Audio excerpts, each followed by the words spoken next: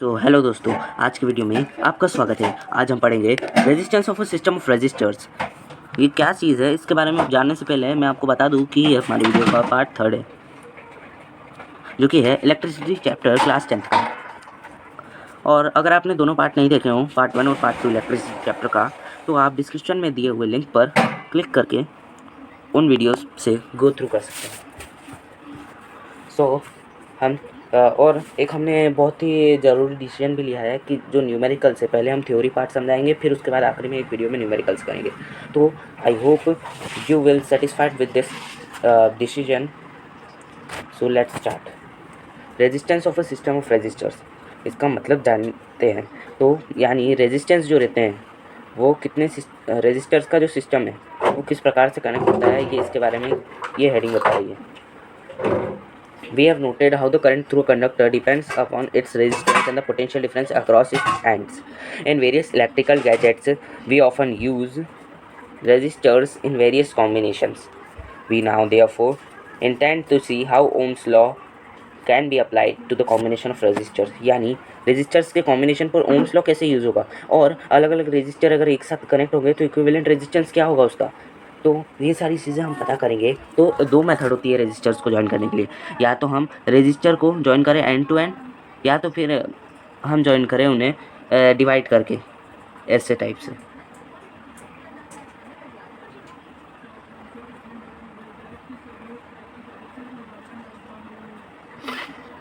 ये है हमारा सीरीज कॉम्बिनेशन। और figure 12.7 shows the combination of resistors in which these resistors are connected together between points x and y. Here the resistors are said to be connected in parallel. यानी ये जो नीचे side दिया है इसको parallel बोलेंगे। अब पैरेलल पहचानने की, जहाँ पर पाथ डिवाइड हो रहा हो उसको पैरेलल बोलेंगे, और जहाँ पर पाथ एकदम सीरीज़ में ऐसे ऐसे चल रहा हो तो उसे सीरीज़ बोलेंगे। Resistors in series. अब सीरीज़ में रेजिस्टर्स का क्या काम रहता है, तो इक्विवेलेंट रेजिस्टेंस कैसे निकलता है, तो उससे पहले हम कुछ बातें पहले जान लेते हैं। तो इसमें एक एक्टिविटी दी है कि रेजिस्टरों को ज्वाइन करो, डिफरेंट अलग अलग वैल्यूज़ को। तो एक रेजिस्टर, ये दूसरा रेजिस्टर, ये तीसरा रेजिस्टर, इन सबको ज्वाइन कर दिया। अब एक बैटरी से ज्वाइन कर लो, उसमें एक एमीटर लगा दो, यहाँ पर लगा दिया, और बैटरी जो है 6 वोल्ट की।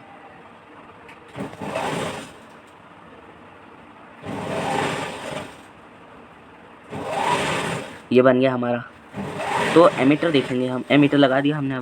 अब इसको मान लो 1 ओम सपोज कर लो, इसको 2 ओम सपोज कर लो, इसको 3 ओम सपोज कर लो। ये यहाँ दिया हुआ, और बैटरी कितनी 6 वोल्ट की है। अब की यहाँ एक की लगा दो, यहाँ की लगाने पर ये क्लोज सर्किट बन जाएगा। फिर इसमें से करंट पास करेंगे और एमीटर की रीडिंग चेक करो। फिर यहाँ पर एमीटर लगा के देखो, फिर यहाँ पर देखो, तो रीडिंग में क्या कोई फ़र्क आता है, तुमने क्या देखा, ये पूछना चाहता है। तो you will observe that the value of current in the emitter is same independent of its position in the electric circuit. It means that in a series combination the resistors of a current is same in every point of the circuit and the same current through each resistor. यानी current जो रहेगा वो same रहेगा हर एक point पर, काय में series combination में। अब एक और चीज़ दी है कि उसी एक्टिविटी में जो है, अब वोल्ट मीटर कनेक्ट करके देखो, तो वोल्ट मीटर की जो रीडिंग है उसको नोट करो, तो वो जो आएगी वो अलग अलग आएगी, है ना। और एक बात गौर करने की रहेगी कि ये जो है, ये जो चीज़ है इसको समझते हैं। टोटल हमारा था 6 वोल्ट। अब वोल्टेज जो है वो अलग अलग आएगा, पर वोल्टेज जैसे V1 मान लेते हैं, V2 मान लेते हैं, और V3 मान लेते हैं। कहाँ पर, यहाँ पर देखते हैं ये, तो इसे V1 मान लेते हैं। ये वाला V1 हो गया, ये वाला V2 हो गया, ये वाला V3 हो गया। तो यहाँ पर थे हम V3 भी चलो ठीक है। अब जो इन सब का सम होगा वो 6 वोल्ट के बराबर होगा, क्योंकि हमको 6 वोल्ट दिया है। यहाँ कभी 8 वोल्ट देते हैं, तो ये 3 रेजिस्टर है, तो उन सब में पोटेंशियल जो रहता है बढ़ जाता है और करंट सेम रहता है, काय में, सीरीज़ में। अब हम इसी से फॉर्मूला निकालेंगे। In the electric circuit shown in figure 12.8, let I be the current through the circuit. यानी जो I है उसे सर्किट में से जो करंट जा रहा है वो मान लेते हैं। The current through each resistor is also I. यानी हर एक रेजिस्टर से I भी होगा। It is possible to replace 3 resistors joined in series by equivalent single resistor. क्या ये पॉसिबल है कि इक्विवेलेंट सिंगल रजिस्टर से इन तीनों का रेजिस्टेंस मिला के जो इन तीनों का जो प्रोडक्ट या जितना भी रेजिस्टेंस होगा टोटल, उस रेजिस्टेंस को इक्विवेलेंट रेजिस्टेंस से डिनोट करके यहाँ बोल रहे हैं कि हटा सकते हैं सिंगल रजिस्टर से। तो such that potential difference V across it, यानी पोटेंशियल डिफरेंस वी दे रहे हैं, and the current I through the circuit remains same. यही हमने ऊपर साइड पढ़ा था कि करंट जो रहता है सेम रहता है सीरीज़ में। तो ओम्स लॉ लगाएंगे हम तो पूरे सर्किट में, तो क्या हो जाएगा वी आई आर। अब आर कहाँ से आया, आर हम बोल रहे हैं कि एक सिंगल रजिस्टर से जो आर वन है, आर टू है और आर थ्री है, इन तीनों के जो इक्विवेलेंट रेजिस्टेंस या टोटल रेजिस्टेंस आएगा उससे इसको रिप्लेस करेंगे। तो ये इस चीज़ को बता रहा है। अब यहीं पर ये चीज़ दी है कि जैसे अब हम अलग अलग लेंगे, तो जैसे हमको पता है वोल्टेज अलग होता है और R1 R2 R3 हमने पिछले ही एग्जांपल में देखा था 1 ओम 2 ओम ऐसे अलग अलग लेते हैं। तो V1 इक्वल टू आई तो सेम रहेगा इसलिए हमेशा आई चलेगा और R1 लिख देंगे। फिर V2 equal to I R2 और V3 equal to I R3, ये भी हो गया। फिर इसके बाद तीनों को रखेंगे वैल्यू में, किस में, V equal to V1 plus V2 plus V3 इसमें रख देंगे। तो आई आर बराबर से आई R1 प्लस आई R2 प्लस आई R3। अब जैसे आई जो है I R equal to I common ले लेंगे तो R1 plus R2 plus R3, तो ये जो आई है ये कैंसिल आउट हो जाएगा। कैसे, ये इतना तो मैथ्स आता होगा। तो R इक्वल टू आ जाएगा R1 plus R2 plus R3 और R को मैंने क्या बोला था, R इक्विवेलेंट। तो इस प्रकार से हमारे आंसर आ जाएंगे और हम कंक्लूड कर सकते हैं कि जब रजिस्टर जॉइन होते हैं सीरीज़ में तो उसे क्या उनके जो सम होगा, टोटल रेजिस्टेंस जो होगा उनके सम के बराबर होगा। इक्विवेलेंट रेजिस्टेंस भी बोलते हैं, कभी कभार इसे आर इक्विवेलेंट लिखते हैं, नहीं तो कभी आर एस भी लिख देते हैं। अब मैंने आपको पहले ही बोला है एग्जांपल्स में अलग से सेपरेट वीडियो बना के कराऊंगा। अब रेजिस्टर्स इन पैरेलल में जो रेजिस्टेंस रहते हैं उसके बारे में जानेंगे। Now let us consider the arrangement of 3 resistors joined in parallel with in the combination of cells as shown in figure 12.7। वो जो फिगर है ये इसी के सेम सिमिलर है। तो अब ये क्या बोल रहा है, मेगा पैरेलल कॉम्बिनेशन, एक पैरेलल कॉम्बिनेशन बनाना है एक्स और वाई के बीच में, एक्स और वाई के बीच में, जिसमें 3 रजिस्टर होना चाहिए, जिसके रेजिस्टेंस होना चाहिए R1 R2 R3 respectively. Connect it with a battery and plug की, यानी बैटरी से कनेक्ट करना है और एक प्लग की एमीटर लगा के देखना है और एक वोल्टमीटर भी लगाना है इसमें। फिर एमीटर की रीडिंग देखना है कि क्या आती है, फिर वोल्टमीटर की रीडिंग भी लेना कि वोल्टमीटर की रीडिंग क्या आती है। तो ये जो पोटेंशियल डिफरेंस है अक्रॉस द कॉम्बिनेशन, यानी जो पूरा कॉम्बिनेशन है इन तीनों रजिस्टर्स का जो कॉम्बिनेशन होगा वो उसका पूरा टोटल लग जाएगा, क्योंकि ये 2 पॉइंट का नाप रहे हैं ना अपन, इसीलिए।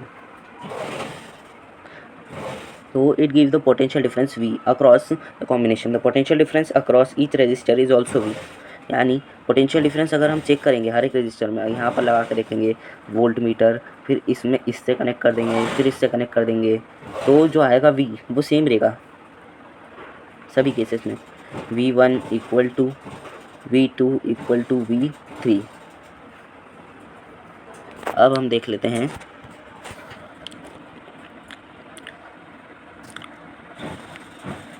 एक मिनट, हाँ। तो अब हमें यहाँ क्या किया है कि प्लग की को निकालो और एमीटर को लगा के देखो। जैसे एमीटर को अब यहाँ कनेक्ट करके देखो, फिर इसमें कनेक्ट करके देखो, तो सबकी रीडिंग अलग अलग आएगी।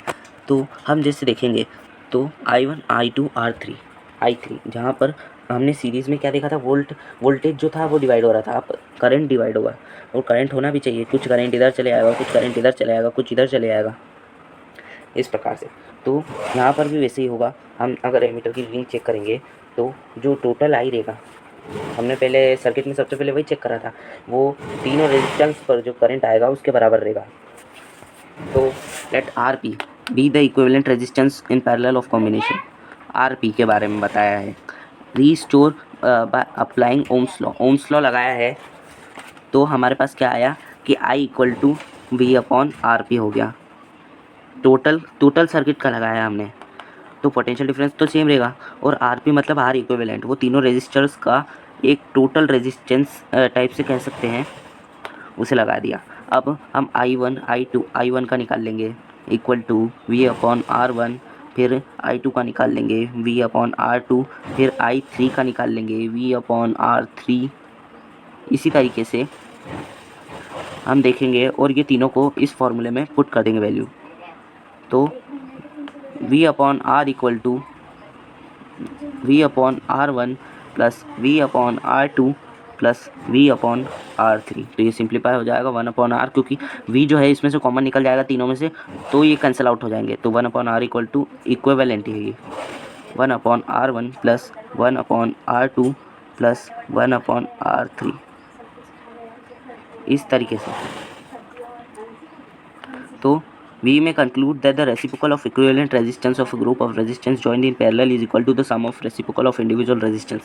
यानी जो रेसिप्रोकल रहेगा इंडिविजुअल रेजिस्टेंस का, इक्विवेलेंट रेजिस्टेंस का जो रेसिप्रोकल रहेगा। अब तुम बोलोगे कि इसको पलट के वापस ऊपर क्यों नहीं लिख देते, बहुत फ़र्क पड़ता है पैरेलल और इसमें, इसीलिए हम इसको ऐसे लिखेंगे कि जो रेसिप्रोकल होता है इक्विवेलेंट रेजिस्टेंस का, वो सभी रेजिस्टेंस के रेसिप्रोकल के सम के बराबर होता है। अब हम देख लेते हैं इसमें कि एक सर्किट डायग्राम, मैंने पहले ही बोला था कि ये एग्जांपल तो एक वीडियो में बनाऊंगा, इसलिए एग्जांपल अभी छोड़िए। हाँ, ये रहा। We have seen that that in series circuit the current is constant throughout the electric circuit. Thus, it is obviously impractical to connect an electric bulb or electric heater in series because they need currents of widely different values to operate properly. हाँ, तो कभी कभार ऐसा question आ जाता है कि electric bulb, electric heater या कोई भी अप्लाइंसेस को सीरीज़ में कनेक्ट क्यों नहीं कर दिया जाता है। तो पहला रीज़न ये बन जाएगा कि क्योंकि अलग अलग अप्लाइंसेस को अलग अलग वैल्यूज़ चाहिए रहती करंट की, ताकि अच्छे से ऑपरेट हो सके। और दूसरा डिसएडवांटेज है सीरीज़ का कि अगर कहीं से एक कंपोनेंट जो है वो ब्रोकन हो जाएगा या फेल हो जाएगा, तो कोई भी कंपोनेंट वर्क नहीं कर पाएगा। जैसे हम देखते हैं दिवाली के टाइम पर लाइट लगाते हैं सीरीज़ की, तो वो सीरीज़ में जैसे हमारी सीरीज़ कंप्लीट हो जाती, कहीं से टूट जाती है तो पूरी सीरीज़ बंद हो जाती है। यहाँ से टूट गई तो पूरी सीरीज़ बंद हो जाती है, तो हम इससे सुधारने जाते हैं। तो जब भी इतना टाइम लगता है, उससे पहले फ्यूज़ बल्ब ढूंढेगा छोटा सा, फिर वो उसे रिपेयर करेगा, इसलिए उससे बहुत टाइम लगता है इलेक्ट्रीशियन को। और फिर इफ़ यू, ये यहाँ पर यही बात लिखी हुई है, you might have seen an, यही बोल रहा है कि बहुत ज़्यादा ट्रबल होती है इलेक्ट्रीशियन को जब वो रिप्लेस करता है डेड बल्ब का में से सीरीज़ में से। हर एक को टेस्ट करना पड़ता है उसे कि कौन सा फ्यूज़ है और कौन सा अच्छा है। और दूसरी तरफ जो पैरेलल है वो करंट को डिवाइड कर देते हैं इलेक्ट्रिकल गैजेट्स में, और जो टोटल रेजिस्टेंस रहता है पैरेलल सर्किट में वो कम आता है, एकदम कम से कम आता है। जैसे हम जानेंगे रेजिस्टेंस तो इसमें बढ़ेगा। अब ये 1/2 प्लस 1/3 प्लस 1/4, तो ये 1 से छोटी वैल्यू आएगी। क्यों आएगी? क्योंकि ऊपर छोटी वैल्यू है। जैसे ऊपर कभी अगर ऊपर 3 भी आया, मान लो इसको नहीं लेके चल रहे, 3/8 आया, तो 0 पॉइंट ऐसी कुछ समथिंग आएगी। इसीलिए ये हेल्पफुल रहता है कि उसमें रेजिस्टेंस कम हो जाता है पैरेलल में। और this is helpful particularly when each gadget has different resistance and requires different current to operate properly। यानी यही ऊपर की चीज़ को, पूरी खामियों को पूरा करके बता रहा है। अब क्यों नहीं करा जाता सीरीज़ में, तो सीरीज़ के अगर डिसएडवांटेज पूछे तो ये बोल सकते हैं कि अगर वो कहीं से टूट जाए तो पूरे सर्किट ब्रेक हो जाता है। और एक और चीज़ ऐसा भी बोल सकते हैं कि अगर सीरीज़ में अलग अलग अप्लाइंसेस को अलग अलग इलेक्ट्रिसिटी की ज़रूरत पड़ती है या करंट की, तो अगर हम सीरीज़ में कनेक्ट करेंगे तो वो तो वहाँ से करंट तो सेम रहेगा, और पैरेलल में जो रहता है वो डिफरेंट करंट आता है अलग अलग, और वो करंट को अच्छे से डिवाइड भी कर देता है गैजेट्स को, ताकि वो अच्छे से अपने हिसाब से काम कर सके अच्छे से। और कहीं से सर्किट ब्रेक भी हो जाता है तो ये पैरेलल को कोई फ़र्क नहीं पड़ता है। जैसे तुम्हारा कोई गीज़र फ्रिज लगा है, ये लगा गीज़र, ये लगा फ्रिज और ये लगा कूलर, तो अगर तुम्हारा गीज़र फ्यूज़ हो गया, यहाँ से सर्किट टूट गया, तो इलेक्ट्रिसिटी इन दोनों पार्ट से जाने लग जाएगी। और सीरीज़ में क्या होगा कि यहीं से टूट गया तुम्हारा सर्किट, तो आगे कहाँ से बढ़ेगी। तो दोस्तों, हमने ये कंप्लीट कर लिया है। आज के लिए बस इतना ही। Thank you very much. मिलते हैं नेक्स्ट वीडियो में, तब तक के लिए all the best for your preparation.